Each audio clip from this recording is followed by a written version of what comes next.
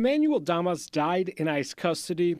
His family says it left them with questions. If he was at home, he would not have died. That was Damas's brother, Presley Nelson, when we interviewed him in March.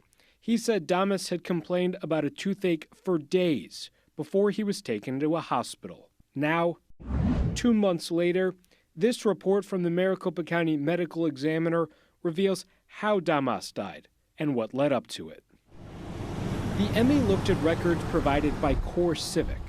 That's the private prison company that manages the detention facility where ICE held Damas beginning in October. On October 8th, staff gave him a dental exam. They found no swelling, but multiple loose and missing teeth. They put him on a wait list to get one of those loose teeth removed. Fast forward 3 months to January.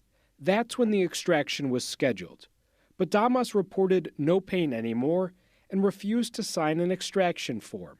On February 12th, Damas went back to the dentist complaining of bleeding gums and what the report says was a couple of weeks of tooth pain.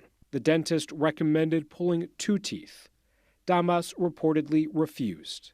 6 days later, staff took Damas back to the dentist again with severe gum disease. Later that night, he was given Tums after continuing to complain of pain, but apparently refused to see medical staff. The next day, the 56-year-old was airlifted to a Valley hospital after experiencing shortness of breath and died less than 2 weeks later from complications of an infection caused by the dental problems.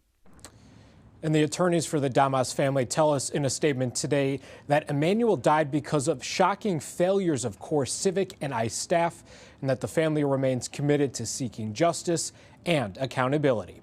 For now, reporting in the newsroom, Prelutsky for Arizona's Family.